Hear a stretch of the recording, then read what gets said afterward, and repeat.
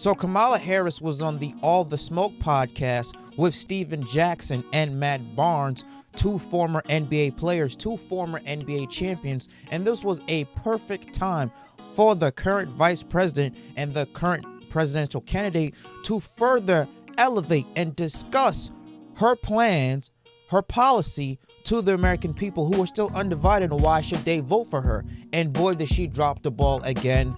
No surprise right there. She barely answered any question thoroughly, and she just regurgitated the same bullshit over and over again. Now, this interview was about 47 minutes. It was good if you wanted to, watch casual conversation, but if you wanted to get an in-depth analysis, more, thought, more plan of action coming from Kamala Harris and her campaign, you did not get any of that. You had more questions than you had answers. And so let's take a look at one of this clip right here when Matt Barnes specifically asked her, hey, you have people who are struggling to pay their rent, to pay their mortgage, to pay groceries, to pay their bills. That wages are not keeping up with inflation. What are you going to do to help the middle class that is being crippled and destroyed by this inflation? And look at how Kamala Harris answered this question. Going from a show to a whole entire company, what is your economic plan moving forward for people who are living paycheck to paycheck and struggling for groceries and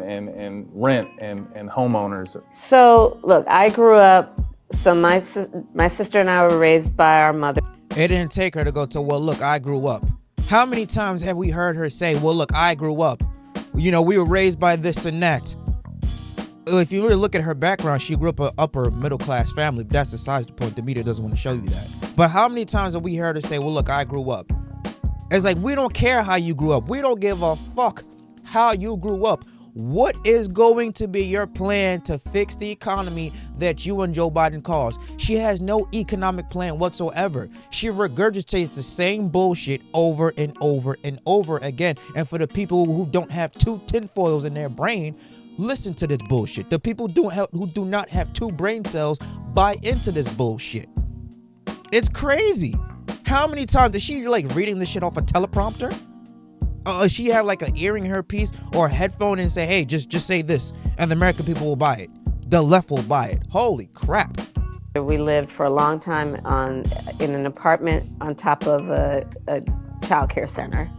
That child care center was actually owned by a woman who lived 2 doors down from us, Mrs. Shelton, who was... Again, dodging the question. We've heard this shit over and over and over again. Dodging the question, not answering the question, going back to her talking points. We will not be burdened by what has been. How many times has she probably said that in this fucking interview? And I want to see what Matt Barnes and Steven Jackson reaction. I was like, okay, bro, we don't give a fuck. We didn't ask you for a background story. We just asked you, hey, what are your economic plans to fix the economy that the middle class is getting destroyed? You see, all those three people on the screen, they're not being affected by the inflation crisis because all three of them are multimillionaires. They got millions of dollars in the bank. They got generational wealth. But the people like me, like you, like the majority, 99% of the people out there who have to go out there, bust their ass 40 hours a week, sometimes even more, 8 hours a day, using all their energy up to make somebody else richer, getting paid pennies on the dollar, can't even afford to buy groceries, can't even afford to put food on the table, can't even afford to keep a roof over your head, is struggling, having to find another source of income just to barely stay on track. Those three people in that interview have no problem whatsoever paying their bills. They're multimillionaires and their net worth has exploded during the past couple years. Meanwhile, the middle class net worth has decreased and went down significantly. But she's going to tell you, vote for me because I'm going to help you put more money in your pockets, when she's the reason why you have less money in your pocket as of today, as of the past 4 years. Her policies, the policies that she co-sided that Joe Biden has passed along, is the reason why the middle class is fucking struggling and they have no money in the bank. Their 401ks are down. They need $47,000 more to afford a house. They need to find 2-3 jobs just to barely make ends meet. They're getting taxed out the ass because of the Joe Biden and Kamala Harris policies. The economic plans that they have passed have destroyed and crippled the fucking middle class. But yet she's gonna sit there with a big ass fake smile on her face and say, hey, vote for me because I'm gonna, well, look, I grew up as this and that, and middle class family. I lived in an apartment, blah blah blah. And if you actually look at her background, she grew up pretty well off. Okay, and then we will not be burdened by what has been. We will not be burdened by what is going on right now. What the fuck? Holy shit! By all of our accounts and feelings, our second mother. She helped raise us, and so she was a small business owner. So I'll start with the small business, and congratulations on what you guys have done. I, from a child, knew who our small business owners are, right? I mean, you're business leaders, but you're also civic leaders. You take seriously your voice and how you can mentor, how you can grow, right? Communities and the sense of communities. I love our small businesses. And so a lot of my work in terms of building and growing the economy has focused on small businesses. And my vision overall is we need to build an opportunity economy in which we increase opportunity for all, including small business owners. So she has talked for about a minute and some change and has not yet answered the question. She's went on a detour talk about, small businesses. We all know small businesses make up the fabric of the United States, but what are you going to do to help those small businesses thrive? What are going to be the tax incentives? What are going to be, some of the down payment assistance to help these small businesses thrive? Are you going to give them tax credit? What's going to be the initiative to make sure small businesses continue to grow and feed money into the economy? She has not said a fucking word.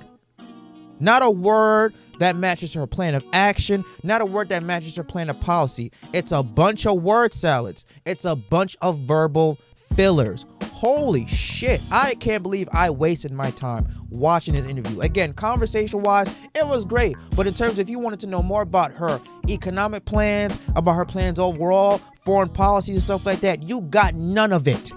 None of it. Yet the left, the media, is still going to push her down her throat because, hey, she's a black woman and she's not Trump. Those are the only two reasons why they want you to vote for Kamala Harris, because they hate Trump so much and that they want to see a black woman and a woman in general become president of the United States. But yet she does not know what the fuck she's doing. Holy Jesus Christ. A lot of my work, even in the Senate, was about increasing access to capital through our small businesses, and in particular. Okay, how much capital did you help raise for small businesses? Like, how much capital did you help raise for small businesses? Go through our community banks. So I've been responsible for billions of dollars more now going into our community bank. What's the number, Kamala? How many billions? Is it 10 billion, 5 billion, 18 billion, 25 billion? What is the specific number? Oh, she don't have the answer because she hasn't done shit. Because they're in the community, and then they know who's in the community and where the talent is and who's doing good in the community, what the community wants. And so part of my plan as president. And then she went to go further, saying you get a $50,000 tax credit. But again, people need to understand this. You only get that tax credit once you file your taxes. So you don't get it right away once you start a business. You get that tax credit once you file your taxes. And again, your business has to be profitable. So if you start a business, but you're already in the negative, you're losing money, you ain't getting no fucking tax credit. You ain't getting shit. Your business has to be somewhat profitable. And especially how all these materials are costing, these prices are costing through the roof. Who is going to take that risk to start a small business, depending on what type of business that you want to do? Nobody's going to take that risk. Like, what the fuck? Like, if people are listening to this shit and are believing the word that she says, she has not taken a basic economic 101 course at all. Her net worth, she's a multi-millionaire. She's not struggling to pay rent or to pay her mortgage or to pay groceries or to pay her kids, a college education. If she even have one, I don't think she has any kids. She said she's fucking filthy rich. How does she get all that money? Because senators only make what, couple $100,000 a year? Vice presidents only make what, couple $100,000 a year? What, she made what, VPs make 200,000, 300,000, maybe 350? How the hell does that equate to an $8 million net worth or more that she has? As they say, the math ain't mathin'. But they're going to believe what she has to, but they're going to believe her every word. Okay, give me a fucking break. Let me know what you guys thought about this interview or my commentary on this interview. Leave your comments down below. Smash the like button, subscribe to the channel. I'll catch you guys later. Take care and vote Donald Trump in 2024. Peace.